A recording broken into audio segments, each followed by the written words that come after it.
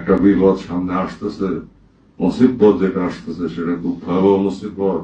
কেবলাদান বলছেন, বাবা বিপদের বাড়ির চড়ে মানুষ চোখে মুখ অন্ধকার দেখে আমার পতাকার নিচে আশ্রয় নেবে, এখানে স্যার আল্লাহর রহমত থাকবে না কোথাও।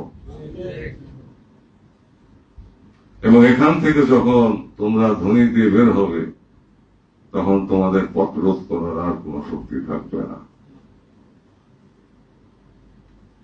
আল্লাহর শক্তিতে রাষ্ট্রের পর রাষ্ট্র প্রধান হতে হবে।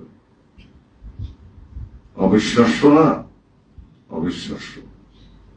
রসুল পাক সাল্লাল্লাহু আলাইহি ওয়াসাল্লাম কিন্তু খন্দকের যুদ্ধের সময় একই কথা বলেছিলেন, ইরশাদ করেছিলেন, একটা পাথর ভাঙতে গিয়ে 3 বার অগ্নি স্ফুলিঙ্গ বের হয়ে আসছিল। রাসূলুল্লাহ সাল্লাল্লাহু আলাইহি ওয়াসাল্লাম ইরশাদ করেছে, আল্লাহ আমাকে সামদেশ দান করলেন, অর্থাৎ সিরিয়া। আর একটা আঘাতে আল্লাহ